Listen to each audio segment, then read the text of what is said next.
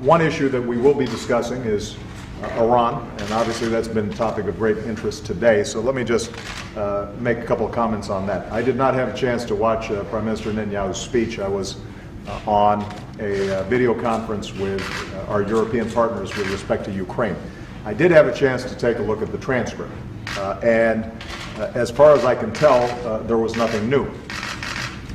The Prime Minister, I think, appropriately pointed out that the bond between the United States and America is unbreakable, and on that point I thoroughly agree.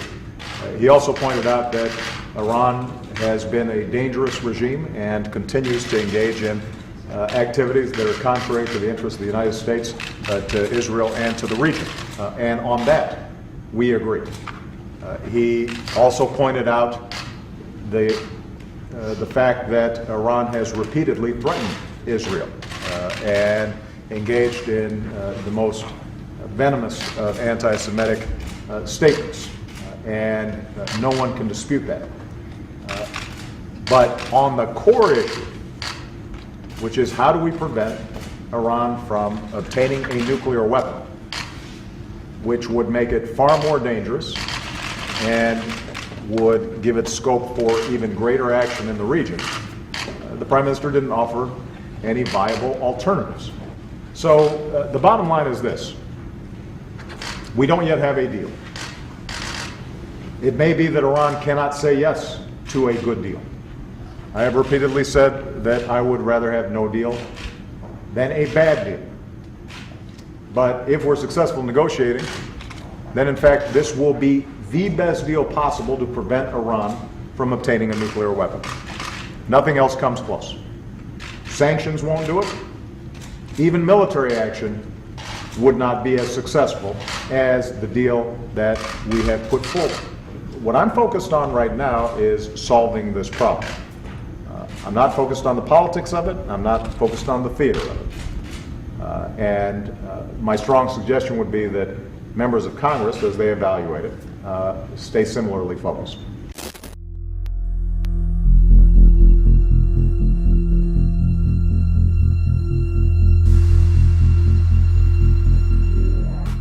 Check out our sponsor, ProPureUSA.com. That's ProPureUSA.com, the leading innovator in water filtration systems. Get all of your water filters at ProPureUSA.com. Click the link below right now. Hey everybody, I'm Christopher Greene. You're tuning into AMTV Alternative Media Television.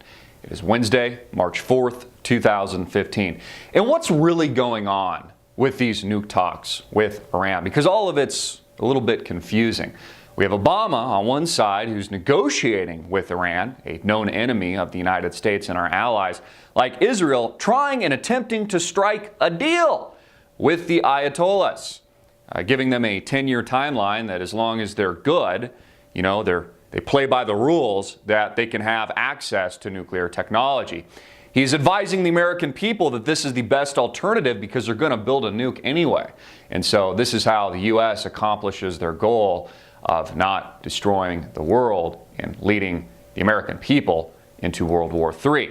On the flip side, we have Benjamin Netanyahu bypassing the President of the United States, speaking outright and addressing Congress yesterday in a speech filled with biblical references and a lot of political rhetoric, to the applause of all the Democratic and Republican lemmings. In fact, the only character in the crew that wasn't essentially sucking off Benjamin Netanyahu during a speech yesterday was Rand Paul, who was still clapping and acknowledging the speech, but it was sitting down and had a disturbed look on his face. I encourage you to take a look. It was kind of interesting. So what's really going on here? What's the real truth?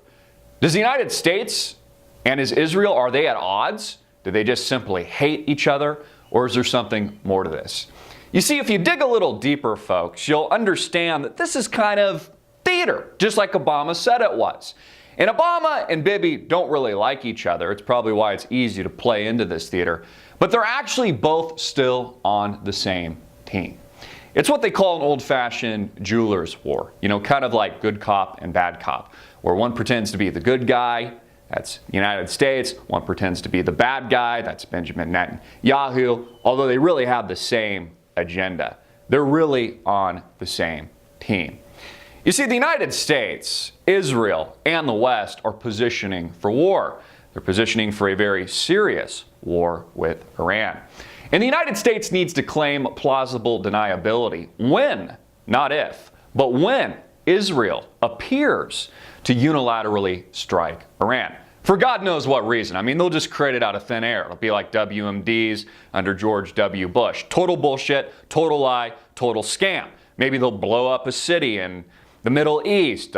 Maybe ISIS will pose a greater threat. They'll create some kind of reason and some kind of boogeyman.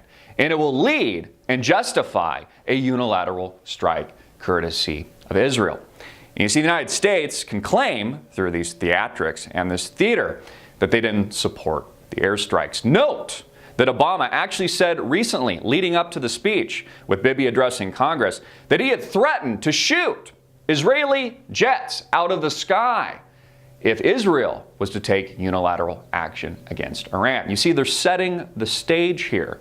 So when Israel attacks Iran, for God knows what reason, they create out of thin air to serve their interests, the US of A can claim plausible deniability. And they can have their cake and eat it too, because again, we're on the same team. It positions the United States as the good guy in the eyes of the world, not the tyrant, not the warmonger. It positions Israel acting in self-defense against the wishes of the United States of America. And it plays perfectly into the chess moves leading to war. For those of you with a biblical reference, you'll also note that this plays directly into biblical prophecy. And I'm not even giving you the biblical perspective. It's only what is actually objectively happening right now. You know, when was it that a leader outside of Israel could come in and fly into Washington, D.C. and have Republican and Democratic lemmings on their feet addressing our political system and our House of Congress in the United States? What other country do we allow to do that?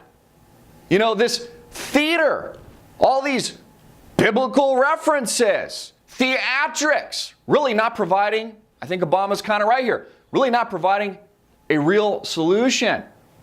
Just juxtaposing this war of good versus evil. And of course, the U.S. is always good. Everybody else, Israel's always good. Everybody else is evil. ISIS, evil. Osama bin Laden, evil. Chris Kyle, a hero.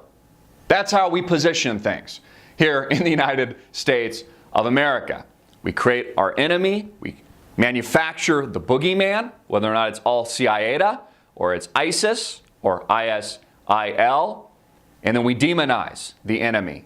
We demonize that opposes the West and our interests here in the United States and abroad.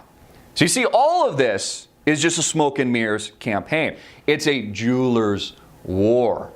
It's theater, just like Obama says and has indicated that it is. You see, we're going to war with Iran, whether or not you like it or not. It's one of the reasons why we've had sanctions on Iran. We've been pressuring their economy. It's why we launched rogue internet viruses like Stuxnet to destroy their nuclear capabilities. Obama and Bibi, although they actually in real life do hate each other, are playing for the same team. They're serving up the same agenda and the same program. And it's all leading to war. I'm Christopher Greene. Get this video out everywhere, make it viral, hard hitting it in your face, and click the link below to support our sponsor.